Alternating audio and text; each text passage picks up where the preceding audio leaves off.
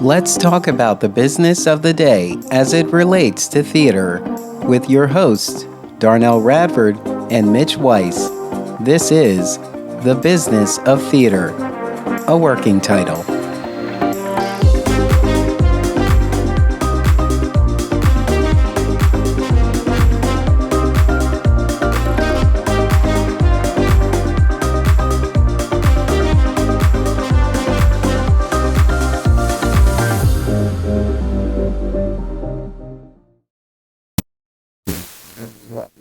Mitch, I know we're looking for a working title, but we cannot name the podcast The Business of Theater. I'm just breaking into this business. Well, listen, after how many episodes that you and I have done, we're not just breaking into this business, right? Yeah. Well, that line is a line from Dreamgirls, yes. Which is, I'm excited because here in Philadelphia, the Walnut Street Theater will be presenting Dreamgirls at the end of their season. So I'm looking forward to that. Isn't it amazing? And as somebody who saw the original, how angry I was, and nothing against the other show, that the Tony Awards gave the best musical to 9 instead of Dreamgirls. And I saw both of them, and it's apples and oranges. But Dreamgirls is iconic. It has changed the world in many ways. And yet that's the one that lost. The same thing, Lion King versus Ragtime. They both were spectacular. Mm-hmm. But only one of them could get it, and Lion King had spectacular puppets. Ragtime was just one of the best written shows ever. So that loses? What? Yeah. We've got a problem. We just need to reward excellence. Yeah, we do. Yeah. So this is The Business of Theater, a working title. I'm Darnelle Radford. I'm Mitch Weiss. And let's get down to business. We just need to reward excellence. It's so interesting when it comes to movies and TV, like the Golden Globes, right? The award for best comedy series or something, like, it's always a tough category because everything is deserving of that award. And, you know, when the group you really want to win gets beat out by another, you just like, oh, it was such a tough category, you know? You're just like, because they're all great. And I think that that's what people feel about these shows on Broadway that may not win the Tony, but are still like resonating in their hearts. And they're just going, I'm not going to let this die. I've seen it and it changed my life. And so wherever it goes, I'm going to go see it again. Right. The only shame, of course, on a Broadway situation is the award gets the show more money and lets it run longer, usually. Yeah. And that creates problems when other shows that are wonderful are struggling and they really need the help.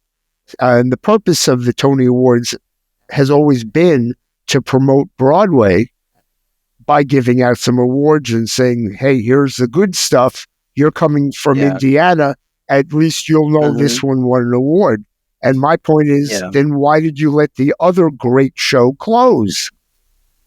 Because it did not win the award. And it should have at least won something.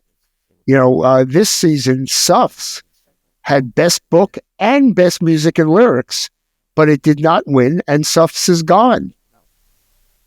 Yeah. Right? And I'm sure it'll have a life somewhere else. That's not the issue. But how do you win Best Book and Best Best Music and Lyrics, and somehow don't deserve an award as a Best Musical?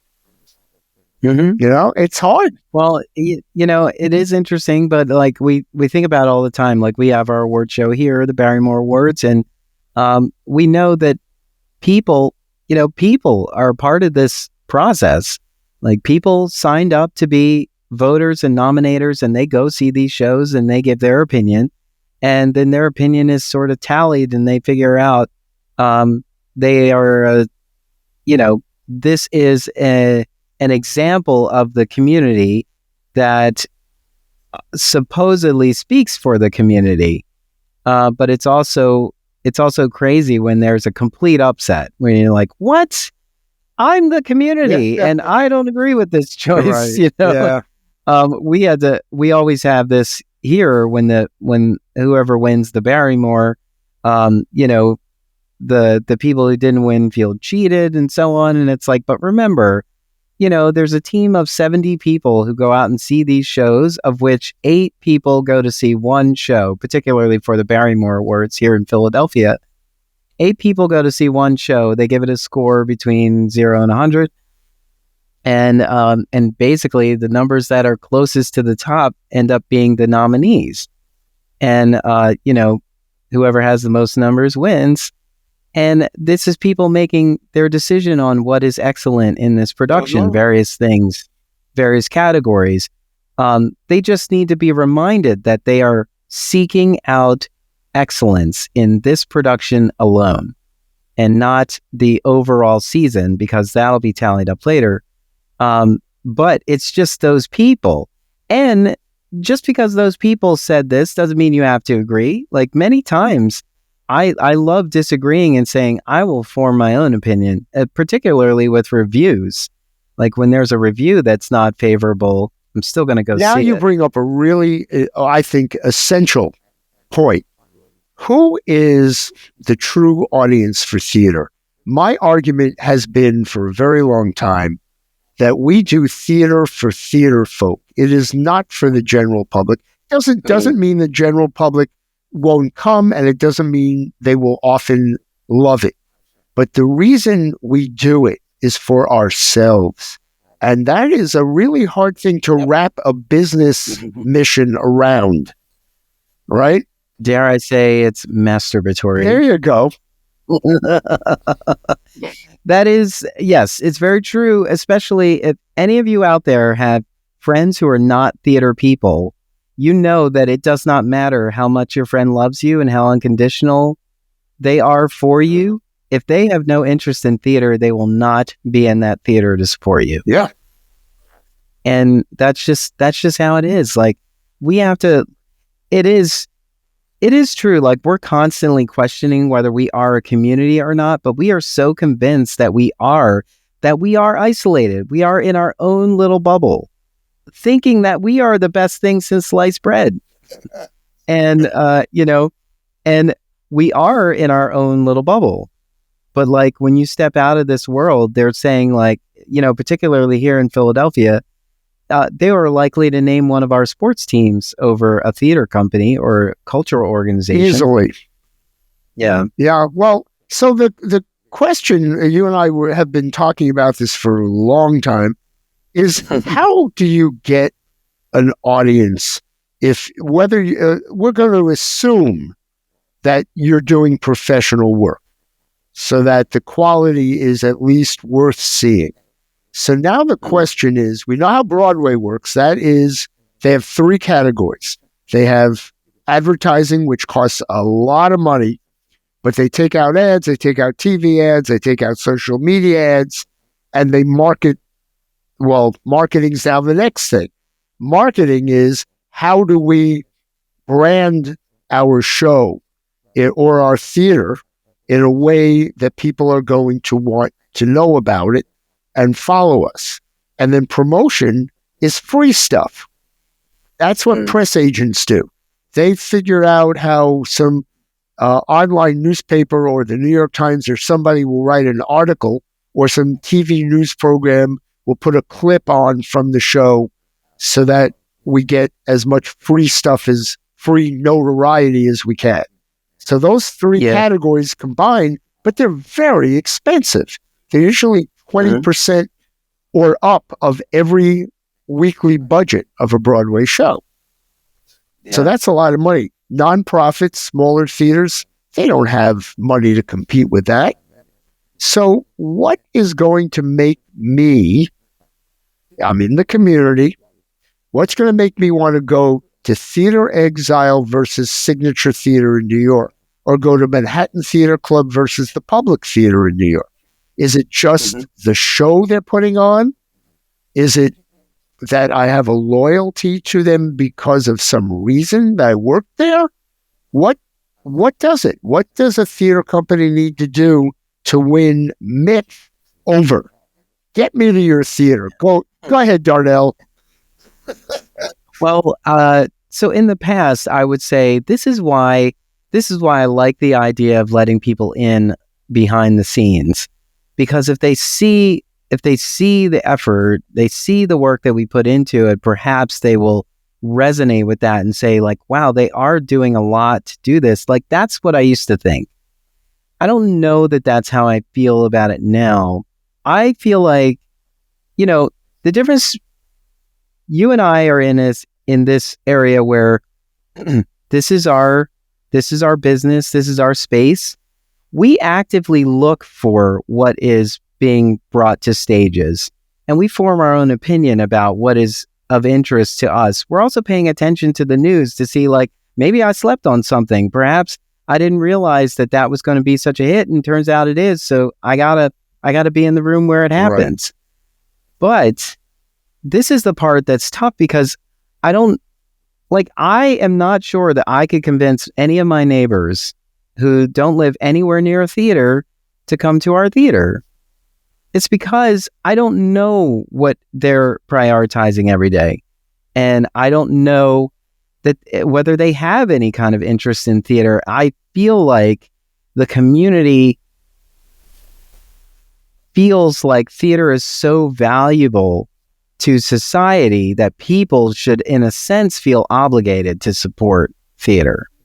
Well, and that's, I would argue, the line that I hear all the time is theater is not brain surgery. We know that during a pandemic, the world can live without theater.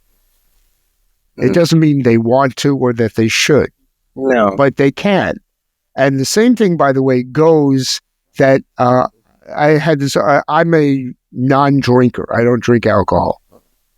So why am I going to the Napa Valley, north of San Francisco, on a tour of wine country, right? Which I have done. And for the views. That's it. And learning what the process is like. But will I choose that on my own? No, a friend has got to go. A bunch of us are going. You want to come with us? And you just go, okay. And then when it's over, I don't remember which vineyard I was at or why I should like one or the other, because I didn't taste anything.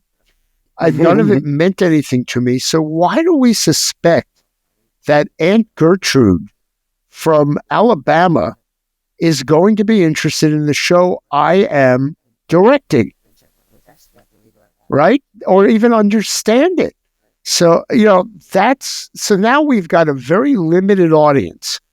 Broadway notwithstanding, that's why a lot of what in my opinion, is a hit on Broadway is pretty much Disneyland. It's let's do a spectacular, let's do a Vegas, something that people are just going, I know I'm going to go, ooh, look at the scenery. You and I want to see Ragtime and cry at the end and know that is changing our lives. Or we care about that. I've seen Gypsy 400 million times, but Audra's doing it this time. I've got to go see it again. Really? Really? And you can watch the movie, which is a brilliant rendition of it, and get to see the whole thing at home. And you can eat whatever you want and go to the bathroom when you feel like it. I mean, we are stuck on this concept that we're important. Yeah. Aunt Gertrude says, wait, you got money in the show, kid? Yeah, there you go. like they said to Sondheim. It is interesting. Like, your family will support you because they're your family. That's also not a given. Like, the reason that they will come is because they are supporting you, right? Unless, one of my friends, he and his wife have a subscription at Ensemble Arts here in Philadelphia, the Kimmel Cultural Campus. I wouldn't really peg him as a theater person. However, he has seen many shows with me over the years. But I think his wife loves theater enough to have a subscription at Ensemble Arts. So they go to Broadway at the Academy. And it's interesting. They are comfortable. Okay. They are comfortable, I would say. I also think it's interesting that they skipped over every theater company to be subscribers to Ensemble Arts. When, there is a theater in their neighborhood, there are theaters that are way more accessible and way more affordable. But, they like musicals. Okay, they like musicals, but there's also Walnut Street Theater here, who produces musicals primarily. It's just interesting that they chose Ensemble Arts over one of the other companies. And this is also a thing that we don't really pay a whole lot of attention to, but we are aware of. Like, there are companies at their size, they are reaching a regional market, whereas we're reaching our neighborhood and wherever our zip codes, from wherever our mailing list zip codes take us. So we're being very selective, prodding into the main line, into New York City and so on, like where people are. And it's like we're skipping over people whose like proximity might justify them considering supporting us. Yeah, but see, again, you're talking so interesting. And when you say supporting, see, here's the problem. For me, the first thing is, why do I want to go there and see whatever is there? Which usually it's because a show is something I've heard I should see, or someone's taking me. Unfortunately, nonprofits have very limited runs. And so by the time the word gets out, the show's almost over. Yep. Which is why everyone hopes to have a subscription base. So if you're going to have a subscription base that's just coming regardless of what you produce, and they're just going to show up, one, you don't want to disappoint them when they show up. That's important. But for the most part, why should they go and pay money up front for something they're not excited about in the first place?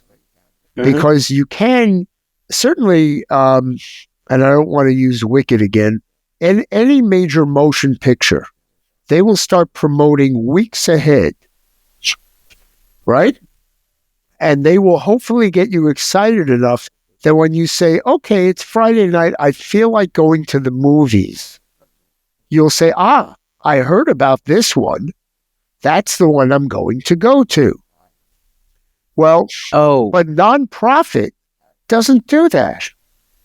Yeah. Nonprofit often will just say, okay, we have a celebrity in a starting role in this piece. It starts 3 weeks from now, and it's only running 4 or 6 or 8 weeks. Right? So at that period, I'm going, well, I don't know what I'm doing on which night. And maybe I'll last minute want to do it, but they're charging me $60 or more, and the movies I can go to and see for $20. So again, you just change your mind and say, we'll go to the movies. The other thing about the movie theater is that the movie theater, so the movie is being promoted, not the movie theater. But when you go to the movie theater is promoting themselves. Yes. Before you see the show, they have to let you know that we come to this place for magic. Like the AMC iconic video, promotion with Nicole Kidman. But yeah, before the show starts, you get this introduction to the venue that you're in, and they're touting that their technology is top notch. Not that this movie is going to be But another thing. You're in the theater. There are previews. You get to see of other films. Here's what else we have to offer. Right. It's not a competition. Theater has never promoted other people's shows. And interesting. And it's one thing, I have gone to theater which has actually had commercials. Drove me crazy that they were, advertising a product or a store nearby. But at the same Well, it's not that they don't promote other shows. They do, only when there is a cross promotion agreement. Yeah, but that is so rare. It's not. But in your curtain speech, for example, you're not talking about everything you have to offer and saying, and if you like works like this, you should go down to XYZ Theater, who is producing another play by this playwright or something like that. Like, I have it a step further, because let's say you have an educational program at your theater or some other theater. Mm-hmm. So what if 5 kids from that camp, school or whatever you're doing, come in and perform one musical number that they learned during school before the show starts? All of a sudden you go, oh, I can put a face to that educational program. These kids were adorable. Therefore, I know that's at this theater. The same thing would be is, I know this is very strange, but okay, Theater Exile. What if Philadelphia Theater Company sends over 2 actors to actually talk about their own show? Before the show starts. We're talking the show's starting 3 weeks from now, but they come over. Now, I understand that's costly. The actors are away from rehearsal. Lots of reasons for us not to do it. Mm-hmm. But if we're truly trying to engage an audience, the only thing that engages me is visual and sound together. That someone talking at me, I might as well be watching Sherry Shepherd on television, which is not a bad thing, by the way. I don't mean to imply, but even Sherry will go, and we're advertising a TV show, and the star is going to be on my show. We're going to talk about it. Theater doesn't do that. Theater just says our next show in March is going to be such and such. Okay, that means nothing to me. I don't know, I may have heard of the show, maybe I didn't.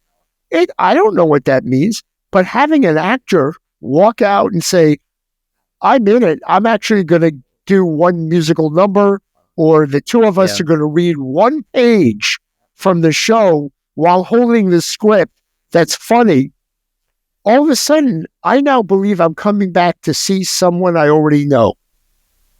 Yeah. And we don't do that. All we do is talk about ourselves. And the mission is so inflated for grants that no one is in your theater going, I'm looking to quote the statement that is in your mission statement. You know what I mean? Like they're not here saying, I was looking for a company that checks these boxes. They're nobody. I mean, and my overall, my general thought of what a company does is not what their mission says. Yeah. It's like, but also, what if you're a company that, what if you're a company that has a longevity, has been around for a while, like has the resources to bring like classics to the stage, and does that because they know people love that, they're family friendly and so on. So they almost don't even have to explain to you who they are, what they do, because you can see it in their season. This is what they do. Like, I don't know that I know anything specific about the Walnut Street Theater, for example, except I know that they produce musicals on a grand scale. Like, and I know that they do a good job because they have the resources to do that. To create a presentation that we walk away from visually satisfied. Like they're the kind of company that Act 2 is going to knock your socks off because it's going to be a grand scene change. And when the curtain comes up or the curtain opens up, you're going to be wowed by that. Okay. And that's before you realize that they have the capacity to hire the top talent in the region. Right. So you know that about them. They have a branding. And again, it comes down to it. So then you say, okay, they're branded, and let's assume they sell out. If they don't, they need more work also. But if they sell out consistently, then we don't have to worry about them.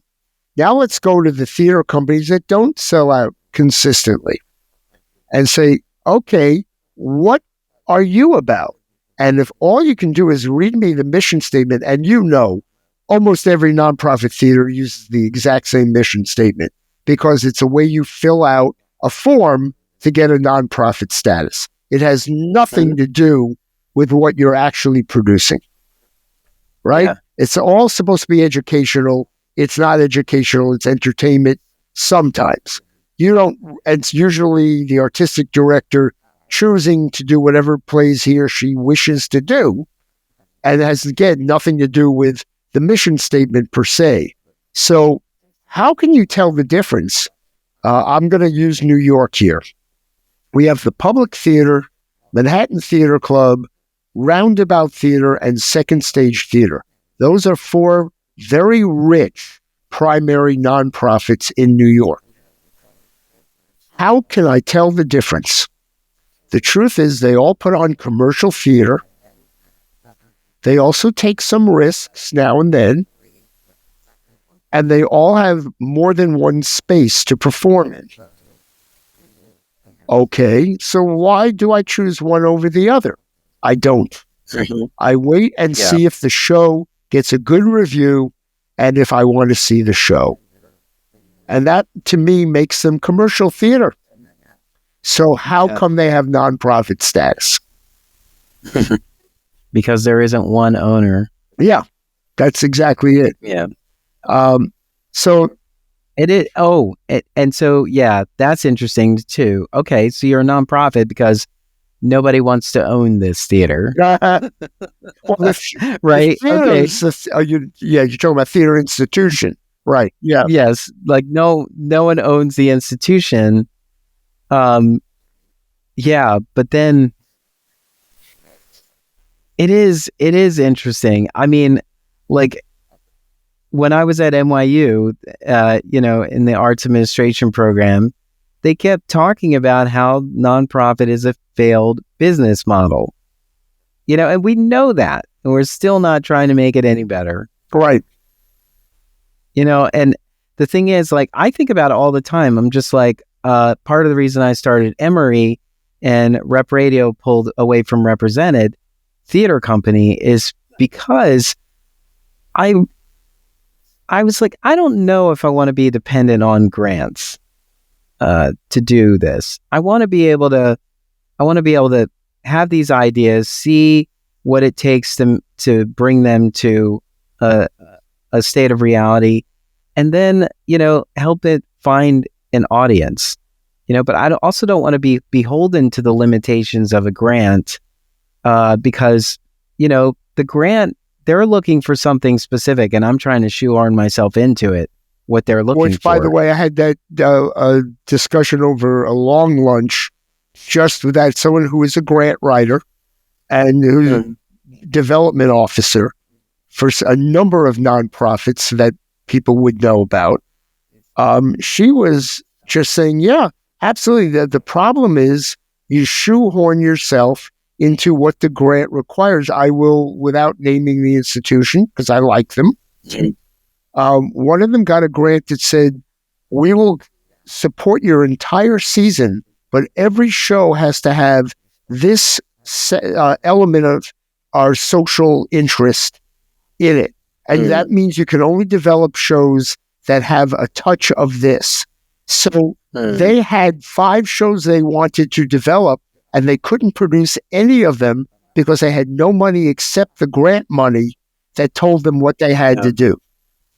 And that had nothing to do with the mission of the theater company. So again, which is why my organization, The Farm,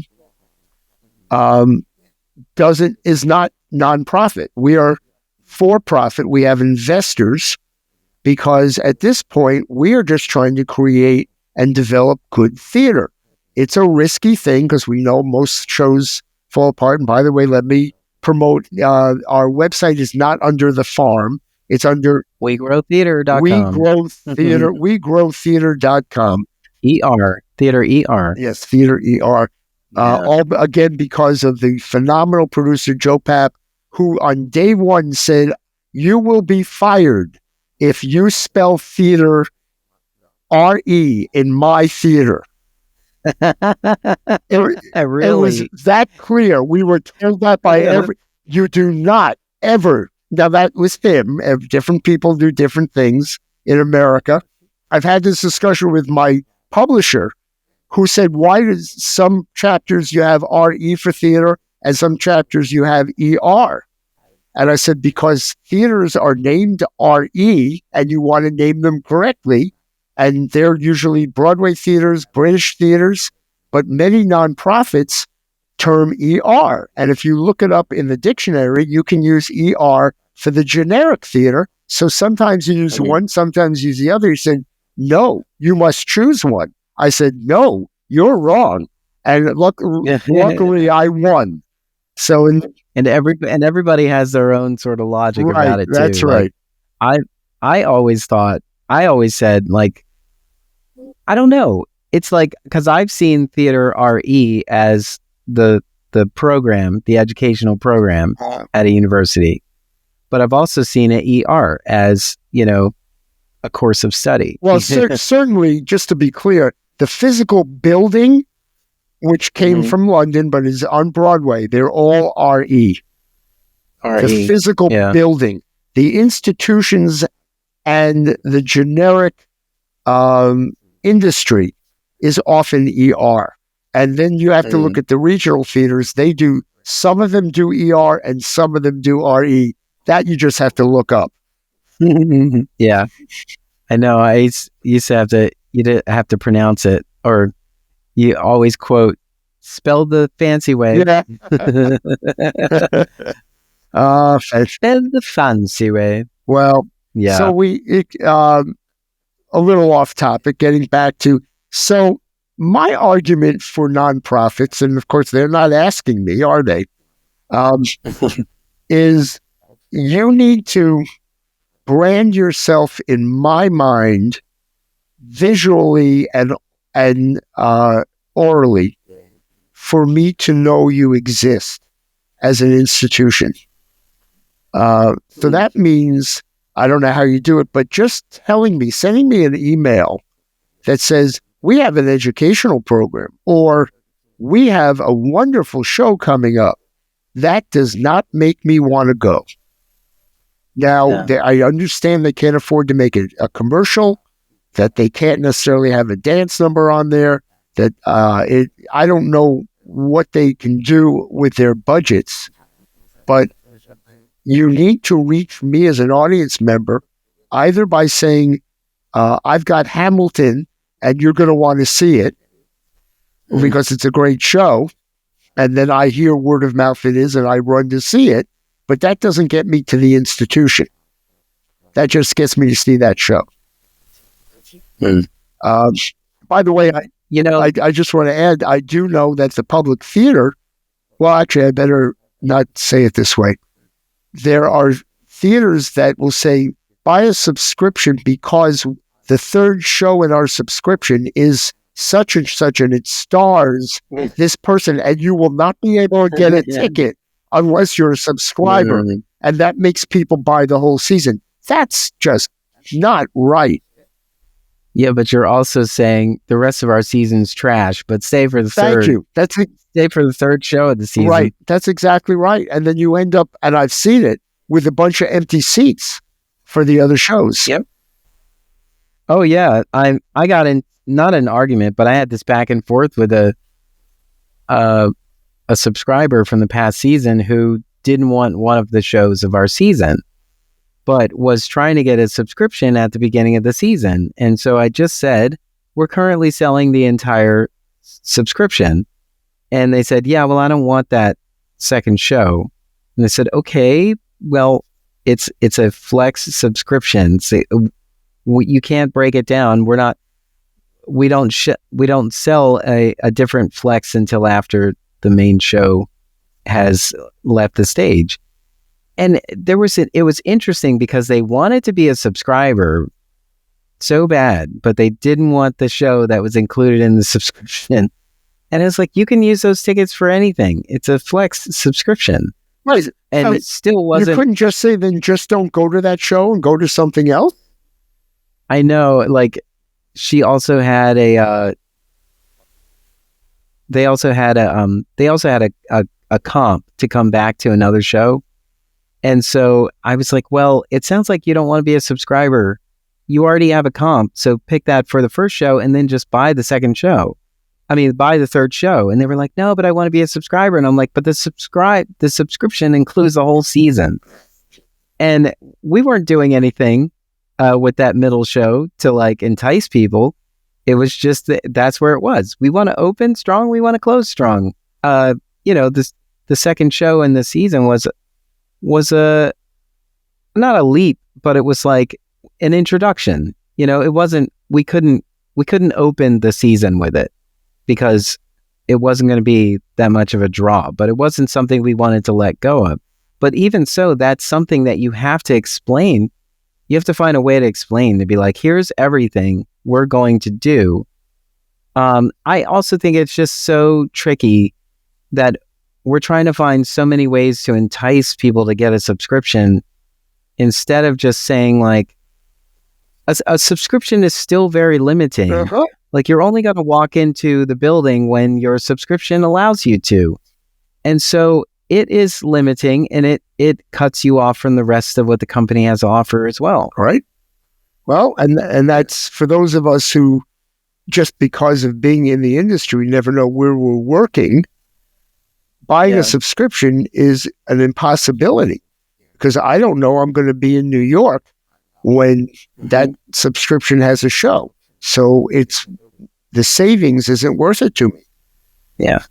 Oh, I also wanted to point out, what about a smaller company who maybe produces a show here and there? Like, we have a lot of small companies who only produce in the Fringe Festival, or they're only part of festivals.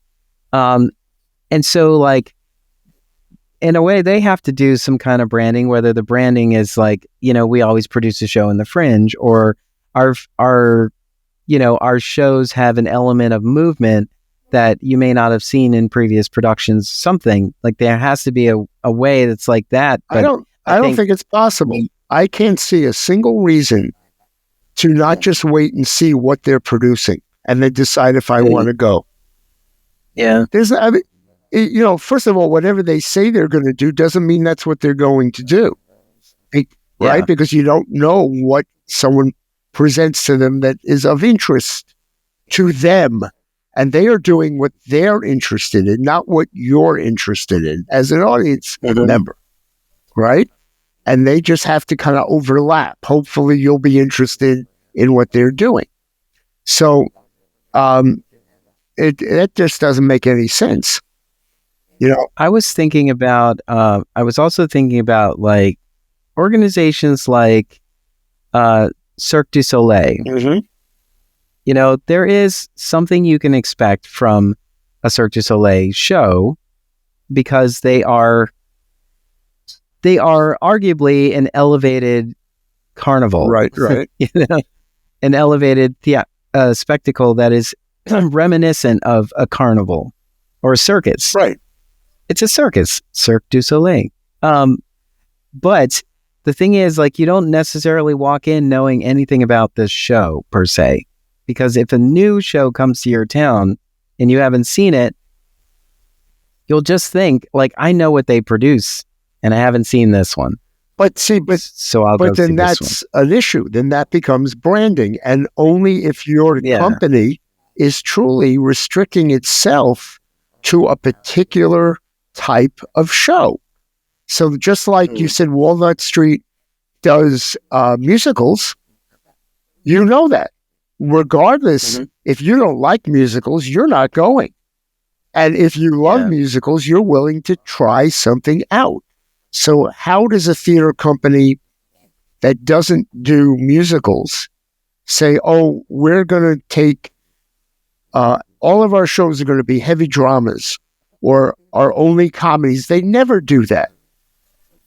So there's no branding to be had. Right? I mean, that's it's just listen to me. It's just theater. It's drama. Yeah. Some of them can be 3 hours long. Some of them can be 90 minutes. Some of them can be I just got an ad today for an original show that's 70 minutes long. I don't want to pay full price for 70 minutes. That's a TV show, just live on stage. I mean, obviously, if it's brilliant, I will sit through anything, right? Yeah. But then I'm going to wait to hear it's brilliant. You know, I made the mistake, and it was a mistake. Last night, I went to don't ever want to say something bad about a really good theater company. I went to I was invited free of charge to a brand new show that I was told had music and dance in it. There was a kind of musical, and it was reasonably short, but it was free. And it was also only a block away. So I figured, good combination, I'll check it out. What a piece of junk. There wasn't a purpose, there wasn't a mission, the talent was it had no, I don't get it. And yet, I mean, it's not like I was bored through the whole thing because there were interesting people on stage, but this was like a waste of time. And who are these people? So now I've got to worry about that theater company, right? The next time they invite me, I'm going to want to know more. Yeah. It was torture, and it was only an hour and 15 minutes long. And it felt like torture. That's not good. Yeah, it's also, this presents so many questions. Like, one of my friends who sees a lot of theater like I do, on the other side of the pandemic, we were talking and said, I'm going to be more selective about what I go to see. And it's interesting, like, why weren't we so selective before? Like, what was the error that prompted us to feel like everything was not to be missed, or that we had to have some sort of experience about it? No, I felt like we had an embarrassment of, not an embarrassment, we had an abundance of theater to see before the pandemic. And maybe it was pricing. Maybe the pricing wasn't so high, and so it was easier for us to just like, this is going to be my thing. This is how I'm going to entertain myself. I'm just going to go to a show. And then, I'm going to take it all in, and I'm going to walk in as a blank slate and walk out, entertained. But we're not doing that now. And we keep saying that everybody's overwhelmed with all the options they have, but there's no way I would just, marathon a TV series over seeing a piece of theater that I wanted to see. The industry is for the people in the industry. I agree with you. I today, a 25-year-old asked me if I had seen 3 movies. I'd seen none of them, but I could tell him I saw almost everything that's on Broadway. Yep. And the movies were streamed, so I could have watched them for free, and the Broadway cost me a lot of money. So, I think we first have to come to the realization that, and I'm actually going to take us back, forgive me, to the 1950s, by the way, which is not my era. Okay, just so we don't date myself going back that far. The 1950s hit shows lasted a year and a half. They weren't Cats and 35 years of Phantom of the Opera. That never happened. So for a year and a half, it was because the only people going were New Yorkers, Connecticut, New Jersey, that cared about seeing theater. It was elitist, even if not everyone was rich. Because I did sit in the last row when in the 60s and 70s, because you had to buy the cheap seats to see it. But for the most part, it came down to the people going were already addicted to theater. Then Disney came around, and it was a Disney thing. And they said, we can bring in a much larger audience because they understand the branding of Disney. And they were right. And all of a sudden, Broadway became not just a tourist attraction for a special occasion, but now it became a popular tourist attraction. And now all of a sudden, people would come to see Cats and A Chorus Line and Phantom and Wicked and Hamilton over and over and over again. And they were willing to spend big money. That was something that did not exist when I was a little kid. So we have changed the landscape. So now, is Broadway for the tourist? I mean, this doesn't mean the rest of us won't go, but I know in the early days of statistics, we were taught that there were enough people in the New York tri-state area to keep a show running for 3 months. Sell out for 3 months, and that was it. After that, you either found the tourists or your show had to close. That's assuming you can get everyone in the tri-state area to want to go, right? Yeah. So if you had a Long Day's Journey into Night, which is a heavy, heavy drama, but it starred Colleen Dewhurst, and you wanted to see it, that might get some tourist attraction. You could run it for a little while. You know, a show like Equus, because it got such phenomenal reviews, that could run 4 or 5 years. But those were very rare. Yeah. And if, you know, my question always is, because we're so, let's just say we're clouded by this thought that we're the best industry there ever was, you know, but if we got out of this bubble we're in, would we remain in the theater community? Thinking about, that's a good question. Thinking about the people who happen into our community every now and then, they have so much more going on in their lives. And there's a lot of people in the theater community who just only breathe theater. And I think this is why our thought about theater is a little skewed, because this is all we see, but everyone on the outside of this sees everything else as well. Like, they might like a couple of these shows and they might come to them, but their passion is elsewhere, but it does allow them to sort of dabble in this. Like, sometimes your passion is theater and you can't see anything else. I think you also, God, that first question that you brought up, I'm thinking, I directed a show in Wisconsin a long time ago. And I was told the first day I got there, you must go to the local high school. It's the best production of, and I'm not going to mention the show, but the best production we have ever had in the community. And that it was Oklahoma. No, it was not far from it. And I went with some of them because it's a nice way to get to meet everybody. I was falling asleep every 5 minutes. It was horrible. And so my thought is, if I lived in that community, would I never go to theater?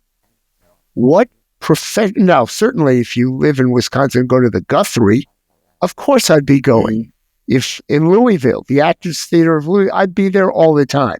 So I'm not saying you have to be in New York or Philly or DC, but it is about, for theater folk, about seeing something that's impactful and extremely well done. With talented actors who understand what they're doing. You know, that's problematic. Could I give up theater if all of a sudden I had to live in some rural town in Wisconsin? I think I might. That's a really hard thing to conceive of. When you think about it, like, and I've said this before, it's kind of like being in the military. When you step out of the military and you're a civilian again, it's hard to not miss being in the military, because you were part of something, and it's all consuming. And I feel like that's what theater is for us as well. Like, it's so consuming us that if we were to let go of it, we feel like there's something wrong with us.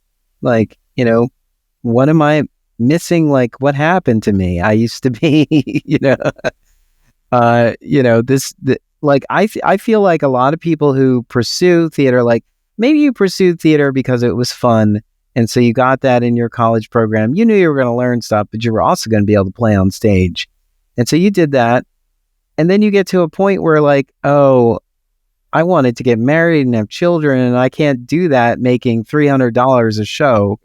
And, I still have to have 2 part-time jobs and learn my lines and be present for this. There's a part of you that says like, I love this. I love doing this, but there's a lot of people who've never been adequately compensated for anything in this. And that's business. why I call it an addiction. There is something both phenomenal and very sad about it. How many, and talk about the dancing community, they make even less than actors. So, and their work is stellar, just stunning every time. Do you know how many dancers I know over the age of 50 who have a belly and now and don't take care of themselves and are having knee operations, just like sports figures. It's like at a certain point you go, my career is up. I'm 35, or God forbid you make it to 40. Actors have to decide that if they have to take care of their family. It's part of the reason why some successful actors, because they marry a spouse who has a regular job and can keep the household going while they try to explore, how do I get my first TV show? How do I get my, stay on Broadway? How many people I know had a Broadway show, ran in it for 2 years, thought they were moving on to the next show. The show closes overnight and they don't work again for 5 years. How do you tell yourself that's okay? Yeah. And still feel like everything you've trained for is still there. Right. There's a lot of people who feel like they're out of practice and they're like, I can't do it anymore. Yes, you can. This is muscle. You won't forget this. If you were having a conversation with someone who's not a theater person and you've been out of work for the last 5 years, you're still the expert in the room. Oh, yeah.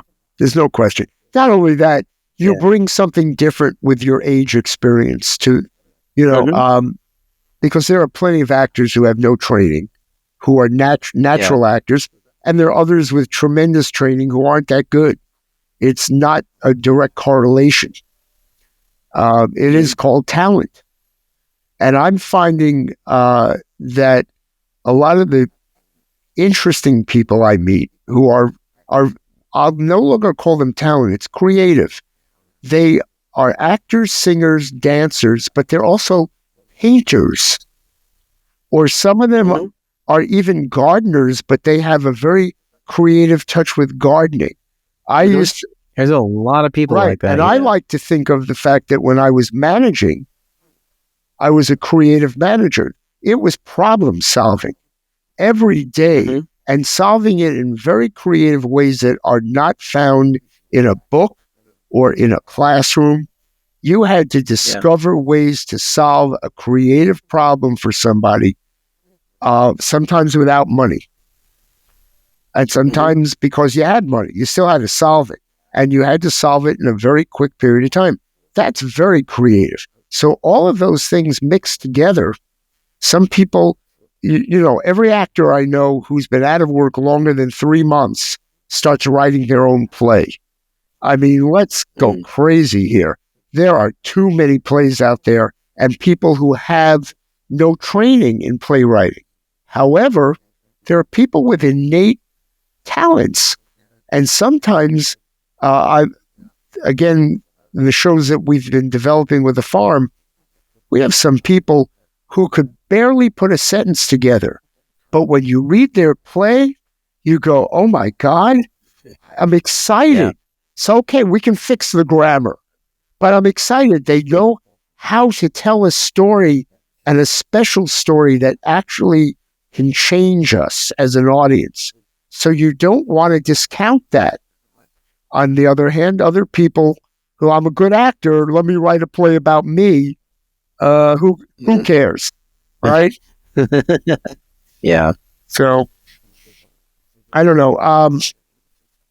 I don't know what to tell people. Let's go back to what do we tell the institutions? I think we have.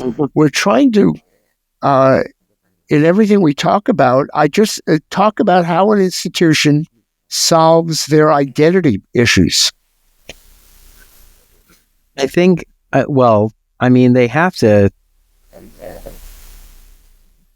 pull their team together and realize that they've lost sight of their mission, if that's the case. Well, if the mission is even clear, and like I said, most missions are written just to fill out a form. No one has really thought about it. And or maybe it's not change their mission, but ask, are they speaking to the urgency of the conversation of today? And or is, if you were not, well, let's even just stay with the industry. Are you speaking to the other people in the industry that makes you important to them? Then maybe that might translate to people who are not in the industry. But if you don't talk to the people who already love theater, and if you're not saying my show or my company or our activity is special for you, people in the industry matter to us, and we're going to prove it by our actions, that may translate, it may not. But if all you're doing is putting on a show, just go commercial. Put on one show and shut up. Yeah. That is kind of true. Only kind of. Well, I'm just saying, like, you know, if you're the one who's listening saying, me and my friends want to start a theater company, you know, I know this sounds discouraging, but the thing, we're just basically saying, like, you have to have a purpose. Like, why do you want to do this? It's not enough. The only answer is because no one will hire me to do it. And that's the reason 99% of theater companies get started. I would like to do a bunch of shows. I'm a creative person, and no one's hiring me and saying, create a show. Therefore, I'm going to do it on my own. Let's get a bunch of friends together and put on a show. That's a bunch of crap. And unfortunately, 99% of us, I'm as guilty as anybody, that's what we do. Yeah. Well, I would say, like, if you are a storyteller, perhaps creating an infrastructure where your stories live, could be a reason. If you want to carry forward, knowing that you're creating original works of your own, as a company, like, you could function as a company who only produces when you write a show, but you're also wondering if that show is going to resonate with anyone. And name me one company that does it. Yeah, I know, but I'm saying, like, you have to think about it. If this is what you want to do, like, yes, we do have many stories. 4 or 5 kids sitting at a table in college decide they want to start a company because one of them's a stage manager, one's a director, one's a playwright, and one's an actor who can't get work. And so they all come together and they build an infrastructure that they can learn and grow in, arguably. But then you put the nonprofit tag on it, and now it needs to be supported by the community. That's where the trick is. And don't get me wrong, I think coming out of college or when you're younger, that's exactly what you do, because that is more important as an educational tool to get you into our industry than going to class. You are learning both the business, the creative, the collaborative nature. You are creating something. I am 100% in favor of it, even though it sounds like I'm making fun. The problem is it's not sustainable. And when you get to grow up and be an adult, it's not an excuse for a nonprofit theater. It is good education, and everybody should do it to learn their craft. So I would say for an organization who has a branding issue, you have to get your whole team together and remember why you're an organization to begin with. Like, Yeah. why you started. Look back on your past successes and see where you are today. And also, if you were to start a nonprofit today, what would be the reason? And so it's not just my company is 30 years old. It's like, okay, and 30 years ago, it may have made sense to start this company, but the company is still here. And is the company still relevant? And that just because you have a handful of subscribers doesn't necessarily mean you're still relevant. You are reaching some people who, because of comfort, don't want you to go anywhere. But the race of trying to find grants, trying to get people to work and trying to pay people a decent wage and going through all of that, is it worth it still? Is it still something that your infrastructure as an organization should still be doing? And I feel like the pandemic was kind of like a turning of the mirror to say, like, look at you, the way you are in this situation right now. Can you survive? Can you sustain? Can you reach a community who is also dealing with this? And that's a great way to end this, because we've noticed left and right theater companies closing. On the positive end, the question is, those that will survive this era where we are closing more nonprofits than opening them, will those actually take on the responsibility and the obligation to do something for our community? Or are they just going to try to stay alive and do the same thing they did before? Let's hope that they move on to the new standard, right? Yeah. So the question we'll leave you is, will your organization thrive in 2025? Oh, God. We didn't sing anything from any show today. I know. I've realized that the last few episodes I haven't brought a jingle in. All right. But we're just having real talk. But that's the business of theater, a working title. I'm Darnelle Radford. Mitch Weiss. And we'll see you at the theater. Bye-bye.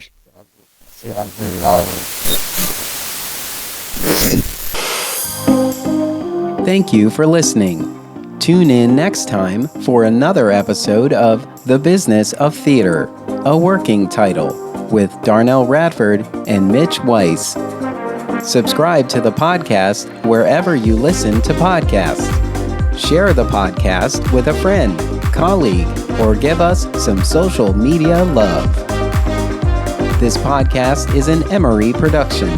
Visit us online at em3ry.com/TBOT. Follow us on Facebook, Twitter, and Instagram at em3ryotm.